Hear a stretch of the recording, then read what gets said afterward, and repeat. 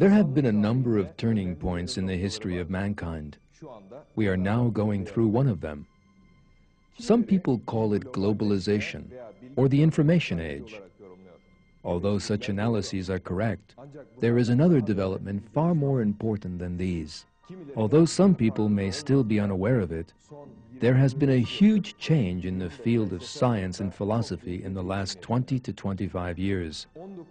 Atheism, that has so influenced the world of science and thought, is now undergoing an irrevocable collapse.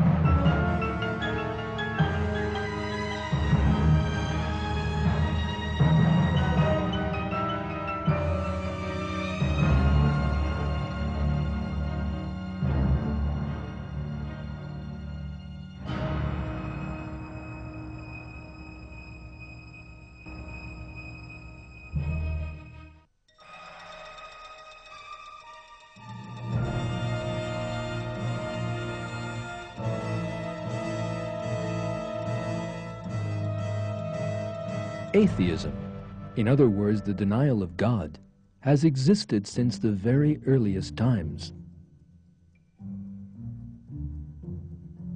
Yet the real rise of this idea began with a number of 18th century thinkers who were opposed to religion.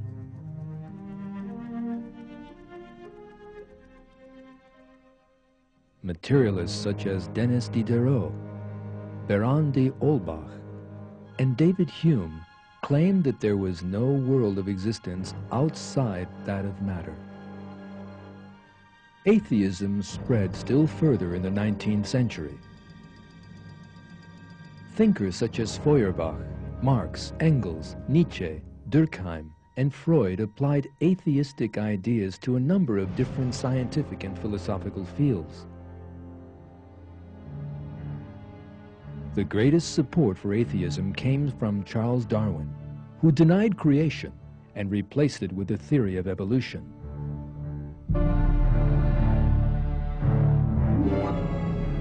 Darwinism offered a so-called scientific answer to the question, how did living things and man come into existence? Something atheists had been unable to do for centuries.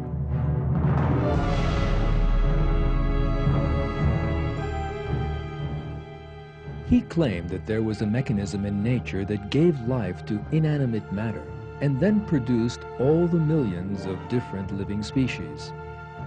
A great many people came to believe that deception.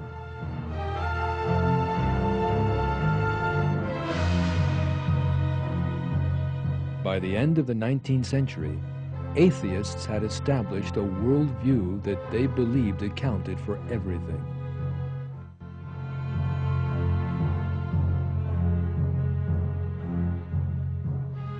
They denied that the universe had been created, saying that it had existed forever and had no beginning. They suggested that the order and equilibrium in the universe were the result of chance, and that there was no purpose in it.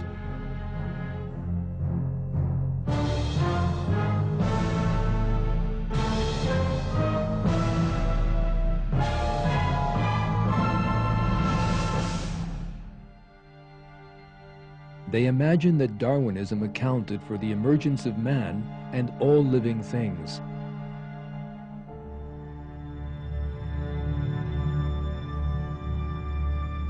Yet every one of these views collapsed with scientific, political, and sociological advances in the 20th century. Discoveries in a great number of fields, from astronomy to biology, from psychology to social ethics, fundamentally overturn the most basic assumptions of atheism.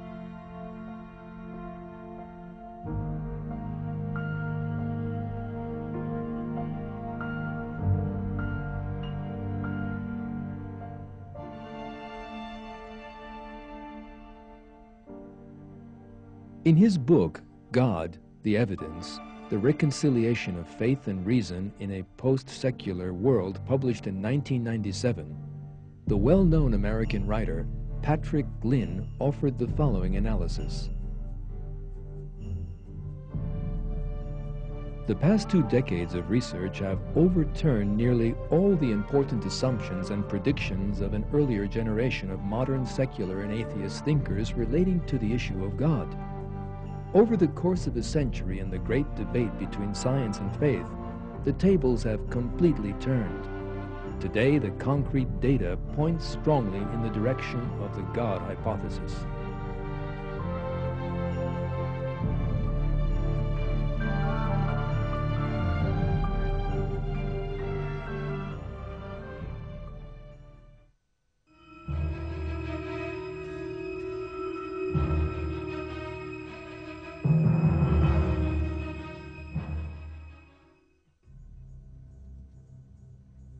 The first blow dealt to atheism by 20th century science came in the field of cosmology.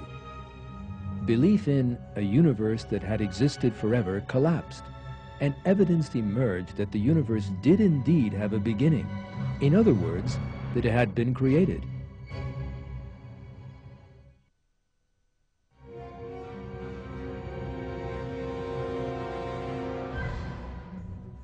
The idea of an infinite universe was first put forward by atheist philosophers in ancient Greece.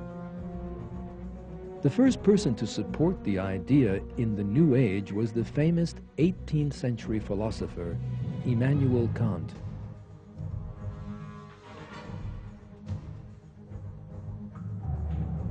Kant claimed that the universe had existed forever, and that all possibilities could actually happen within that infinite expanse of time. In the 19th century, the view that the universe had no beginning, that there was no moment of creation, came to be widely accepted. Science would shortly prove, however, that the universe did indeed have a beginning. That proof came from the Big Bang theory.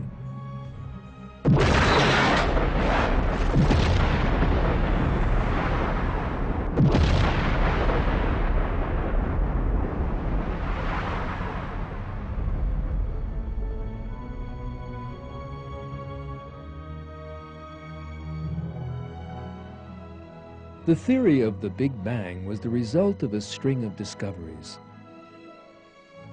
In 1929, the American astronomer Edwin Hubble realized that the galaxies in the universe were constantly moving away from one another, which meant that the universe was expanding.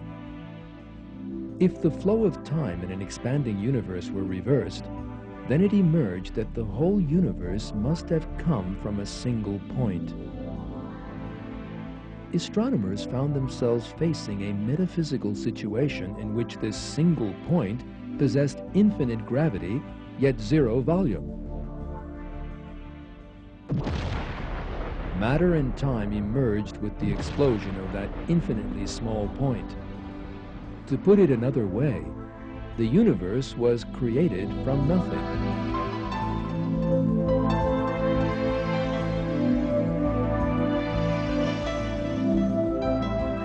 Although the Big Bang theory disturbed materialists, it continued to be supported by concrete scientific discoveries.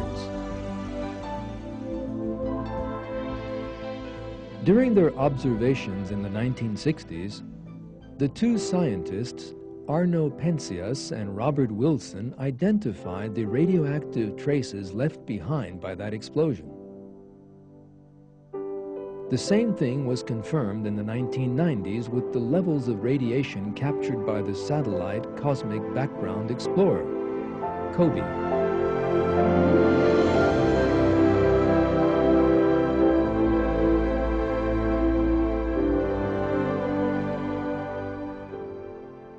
Today, atheists have been completely backed into a corner by these scientific truths. One example of the atheist reaction to the Big Bang theory appeared in the 1989 article by John Maddox, the editor of Nature, one of the best-known materialist scientific magazines. In that article, called Down with the Big Bang, Maddox wrote that the Big Bang is philosophically unacceptable because creationists and those of similar persuasion have ample justification in the doctrine of the Big Bang. He also predicted that the Big Bang is unlikely to survive the decade ahead. Yet despite Maddox's optimistic statements, the Big Bang theory has since grown ever stronger, and many more discoveries confirming the creation of the universe have been made. The fact arrived at by modern astronomy is this: matter and time were brought into being by an infinitely powerful creator who is bound by neither of them. The creator of the universe we inhabit is God, Lord of all the worlds.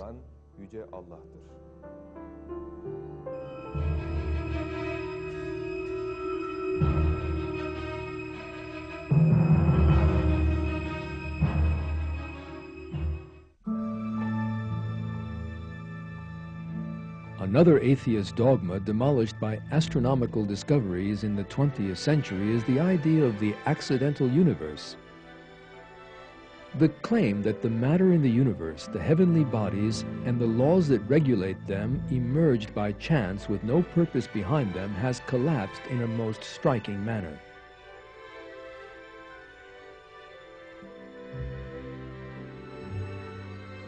It was in the 1970s that scientists first realized that all the physical balances in the universe had been set up in a most sensitive manner so as to permit human life.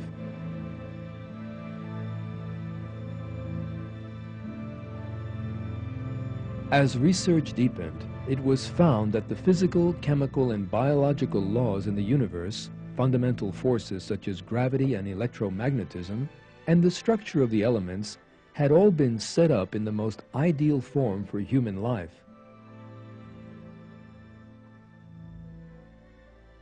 Let us now consider a few examples of this. There is an extraordinarily sensitive balance in the initial expansion rate of the universe, that is, in the explosion force of the Big Bang. According to scientists' calculations, if the expansion rate had differed from its actual value by more than 1 part in a billion billion, then the universe would either have recollapsed before it ever reached its present size, or else have splattered in every direction in a way never to unite again. To put it another way, even at the first moment of the universe's existence, there was a fine calculation of the accuracy of a billion billionth. That, of course, is no coincidence. Physical forces such as gravity and electromagnetism are all at the necessary levels for an ordered universe to emerge and for life to exist.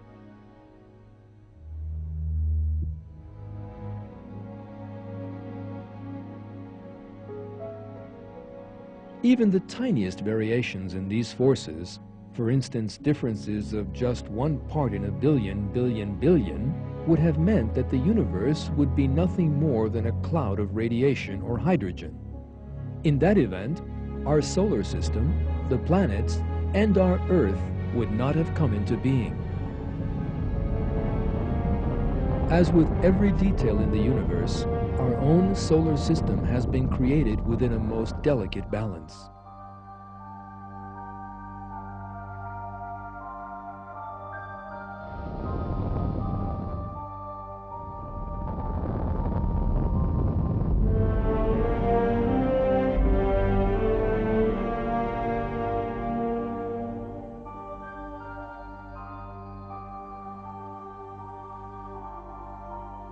The size of the sun, the wavelength of its rays, and its distance from the Earth are all at the levels necessary to support human life. Even the slightest deviation from these could destroy life on Earth at a stroke. The way that the Earth's atmosphere contains the gases necessary to allow respiration, or that the Earth's magnetic field is ideally suited to human life are just two examples of such important delicate balances.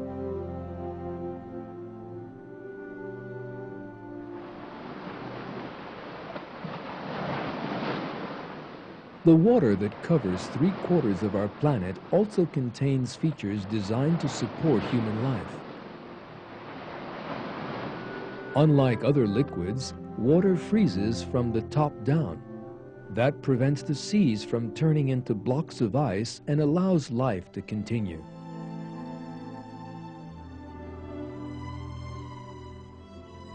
The viscosity of water and its other physical and chemical properties are all at the ideal levels for supporting life.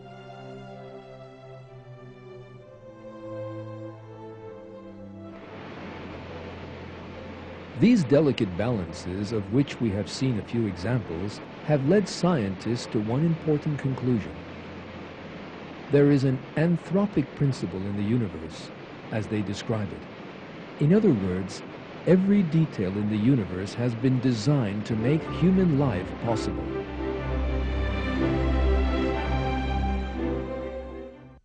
The interesting thing here is that most of the scientists who revealed that truth were actually materialists who had no great wish to reach such a conclusion.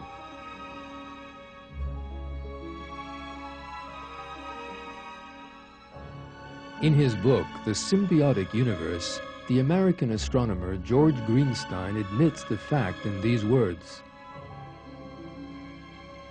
"As we survey all the evidence, the thought insistently arises that some supernatural agency must be involved.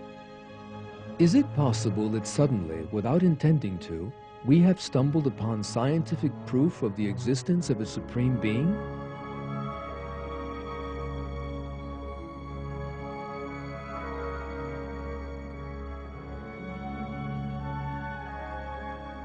In his 1998 book, Nature's Destiny, How the Laws of Biology Reveal Purpose in the Universe, the well-known molecular biologist Michael Denton makes the following comment: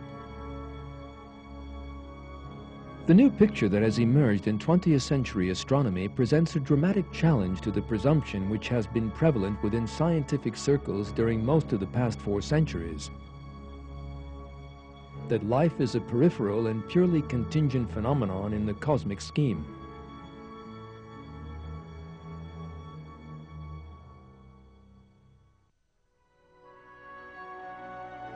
In short, the concept of the accidental universe, perhaps the fundamental basis of atheism, has been totally collapsed.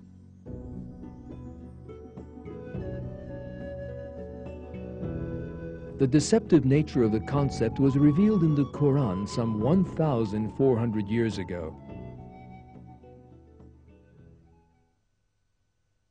We did not create heaven and earth and everything between them to no purpose.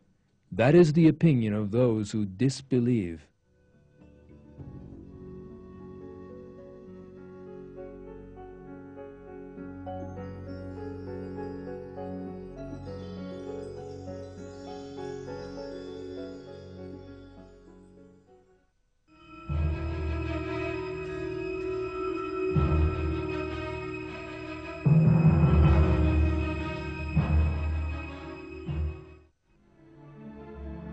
The most important foundation of atheism as it reached its peak in the 19th century was Darwin's theory of evolution.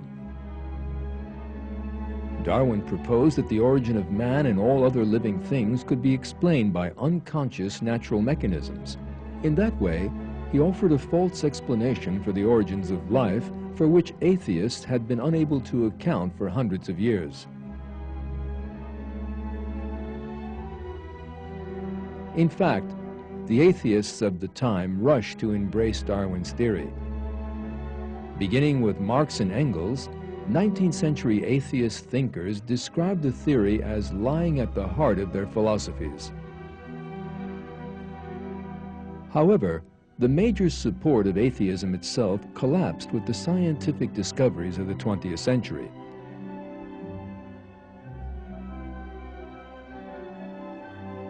The evidence put forward by different branches of science, such as paleontology, biochemistry, anatomy, and genetics undermine the theory of evolution from a number of directions.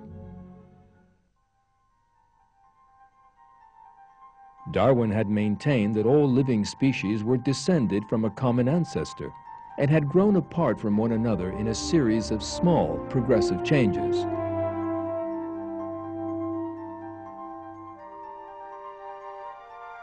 He hoped that fossils would provide evidence for that claim.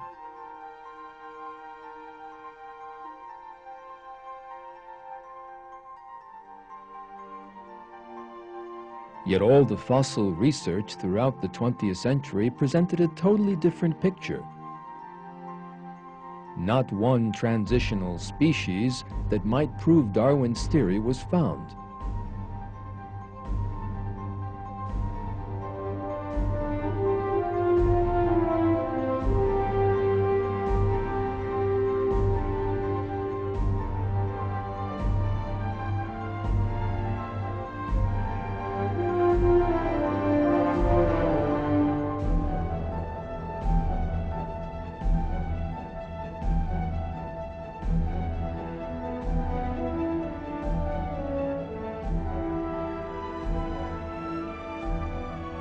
For example, the phenomenon known as the Cambrian explosion is by itself sufficient to destroy the theory of evolution.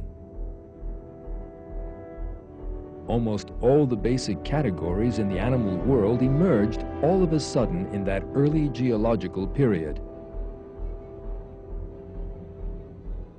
Living things from very different classes such as mollusks, vertebrates, arthropods, and echinoderms with their very different physical characteristics emerge with their exceedingly complicated organs and systems all at once. This fact that emerges from the fossil record demolishes the theory of evolution and is proof of creation instead.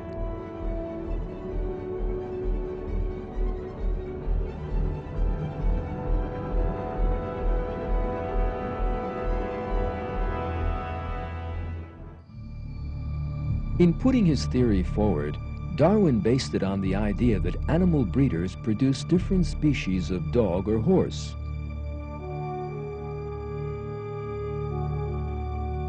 He then applied the changes observed in those creatures to the whole of nature and suggested that all living things might have descended from one common ancestor in this way. However, that claim was made in the light of the low level of the 19th century science, and discoveries made in the 20th century demolished it. Decades of observations of different animal or plant species reveal that variation within living things never went beyond specific genetic bounds.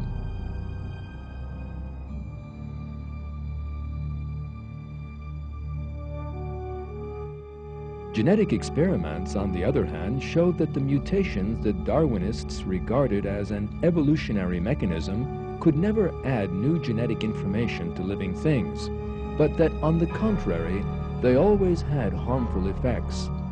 The countless mutation experiments carried out on fruit flies only yielded deformed individuals.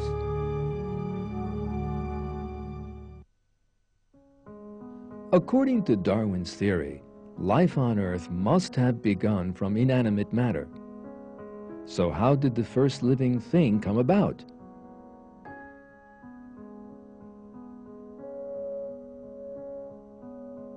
Darwin failed to address that issue, contenting himself with writing that the first cell could easily have formed in some warm little pond.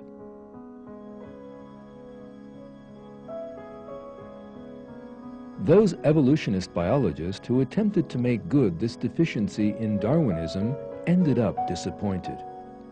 All observations and experiments showed that it was impossible for a living cell to emerge from inanimate matter.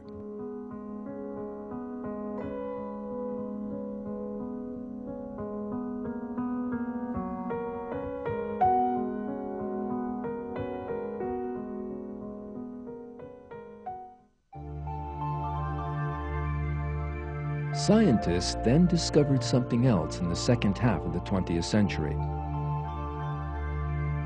Life, and especially the living cell and the complex organelles within it, is full of the most complicated designs.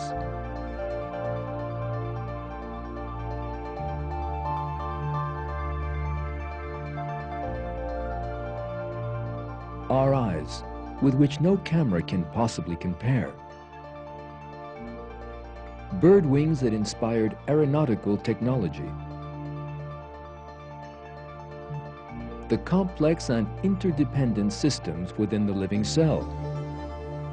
The extraordinary information contained in DNA. All these are clear examples of creation.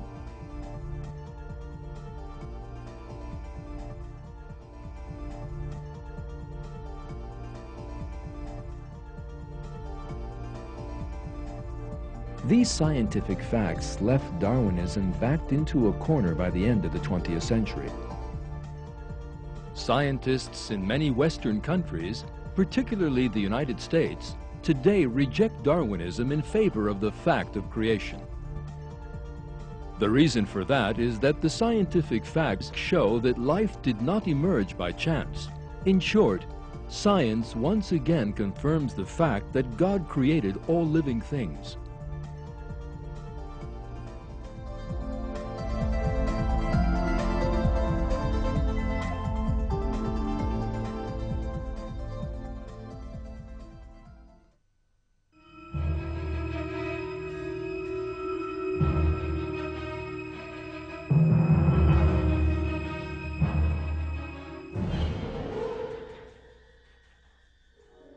The Austrian psychiatrist Sigmund Freud represented atheist dogma in the psychological field in the 19th century.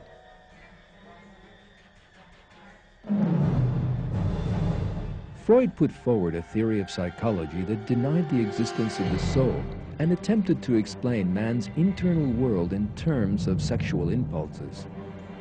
Freud claimed that to have accounted for the origin of psychological problems. Yet his theory actually encouraged new ones.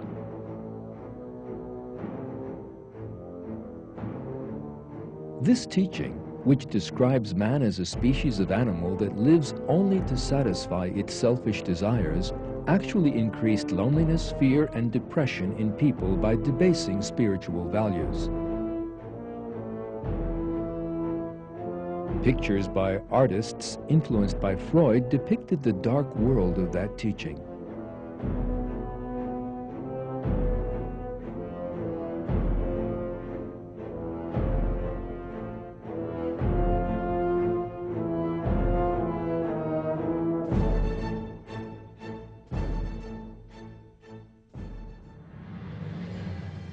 Freud's most important attack was aimed at religion.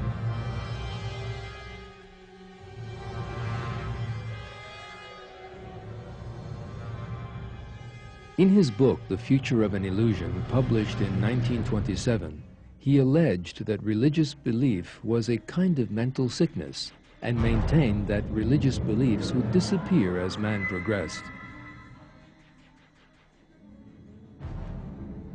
Other prominent 20th century psychologists were fervid atheists too, as well as Freud.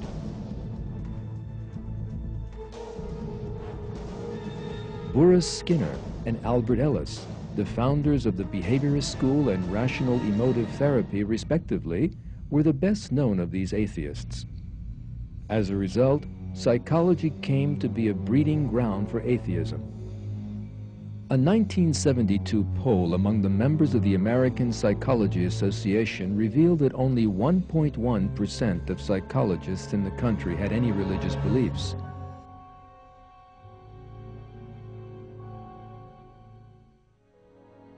Yet the great error into which most psychologists had fallen was unmasked by means of their own researches. It emerged that Freud's theories in particular had almost no scientific foundations. It was also realized that contrary to the claims of Freud and certain other psychological theoreticians, religion is a fundamental of mental health. The American writer Patrick Glynn sums up these important developments. Scientific research in psychology over the past 25 years has demonstrated that, far from being a neurosis or source of neuroses, as Freud and his disciples claimed, religious belief is one of the most consistent correlates of overall mental health and happiness. Study after study has shown a powerful relationship between religious belief and practice on the one hand, and healthy behaviors with regard to such problems as suicide, alcohol and drug abuse, divorce, and depression on the other.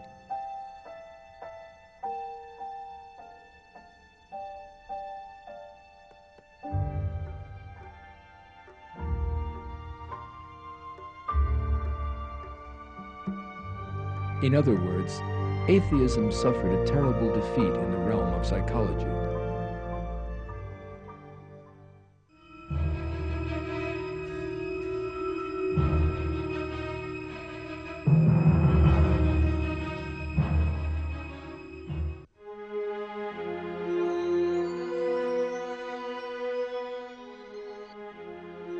The collapse of atheism in the 20th century applies to political and social ethics as much as it does to the various branches of science.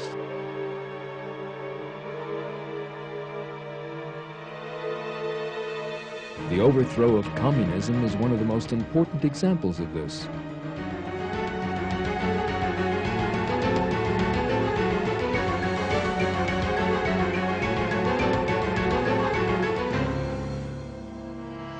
Communism was the major political result of the atheistic deviation of the 19th century. The founders of the ideology, Marx, Engels, Lenin, Trotsky, and Mao, all adopted atheism as their most fundamental principle. Communist regimes wished to spread atheism throughout society and destroy religious beliefs.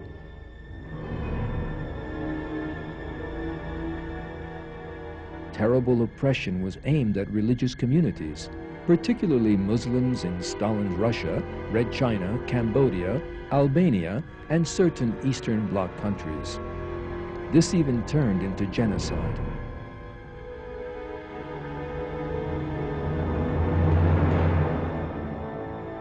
Yet that bloody atheist system collapsed in a surprising manner in the late 1980s. What was actually collapsing was atheism itself. The American writer Patrick Glynn has this to say on the subject.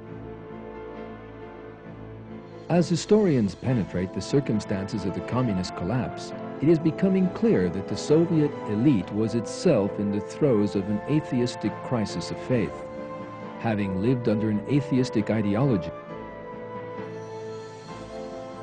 The Soviet system suffered a radical demoralization in every sense of that term. People, including the ruling elite, lost all sense of morality and all sense of hope.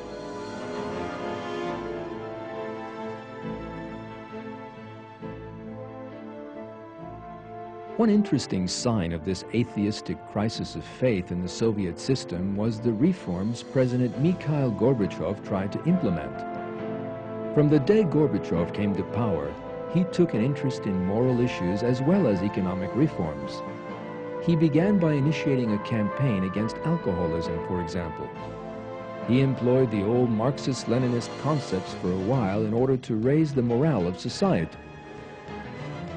But seeing that this would serve no purpose, he began to speak of God in some of his speeches in the final years of his regime, despite the fact that he himself was an atheist.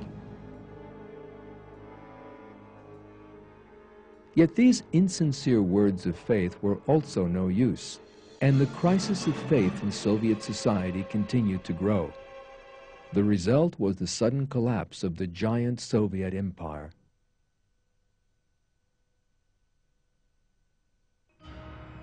Communism was not alone in the 20th century. Fascism, another product of the 19th century atheist philosophies, also collapsed. Fascism was a philosophy that can be regarded as a synthesis of atheism and paganism. Friedrich Nietzsche, regarded as the ideological founder of fascism, praised paganism, fiercely attacked the divine religions, and even described himself as an antichrist. Nietzsche and Martin Heidegger, one of his disciples, were the main sources of inspiration behind Nazi Germany.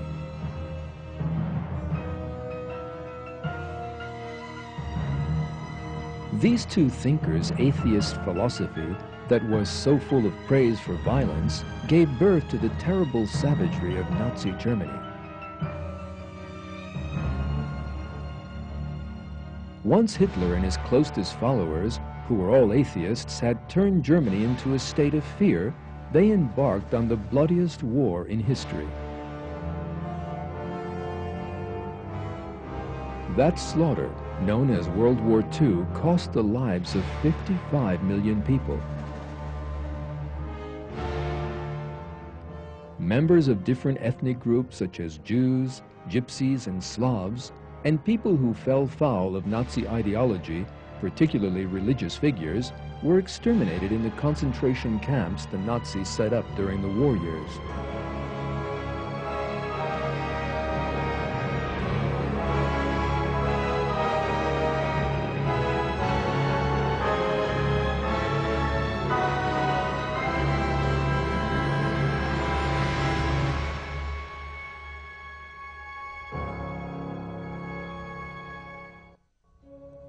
Another social result of atheism emerged in liberal Western societies in the second half of the 20th century.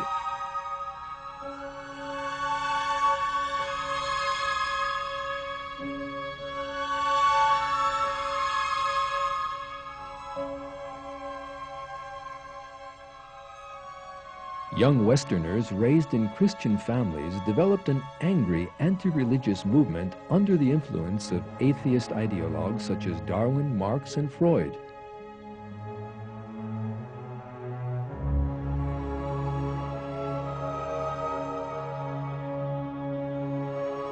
That movement developed rapidly in the United States and Western Europe in the 1960s and gave birth to the sexual revolution and the hippie dream that accompanied it. The hippies believed that they could find happiness by means of unlimited drugs and sex.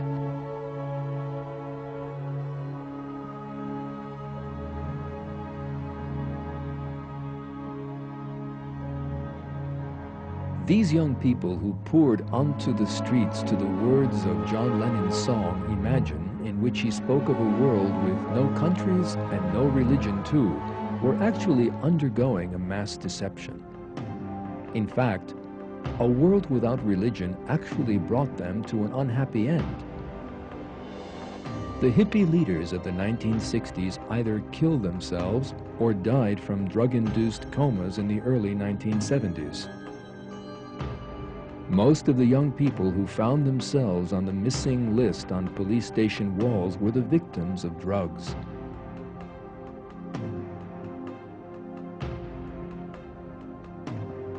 Those young people of the same generation who turned to violence found themselves facing violence. The 1968 generation, who turned their backs on God and religion and imagined they could find salvation in such concepts as revolution or love, ruined both themselves and their societies.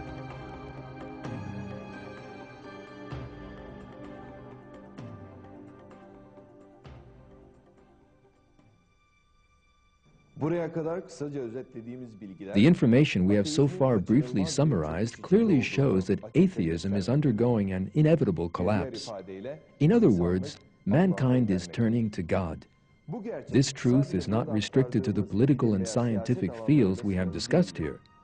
From politicians to film and pop stars, many opinion formers in Western society are more religious than before.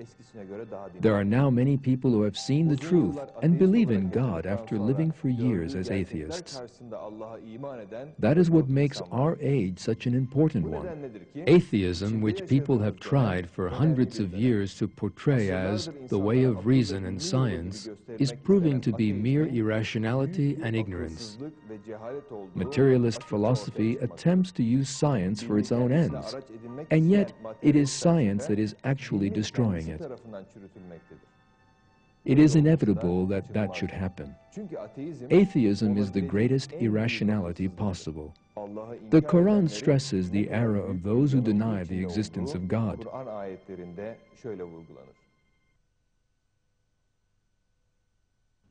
How can you reject God when you were dead and then He gave you life? Then He will make you die and then give you life again. Then you will be returned to Him. It is He who created everything on the earth for you, and then directed His attention up to heaven and arranged it into 7 regular heavens. He has knowledge of all things.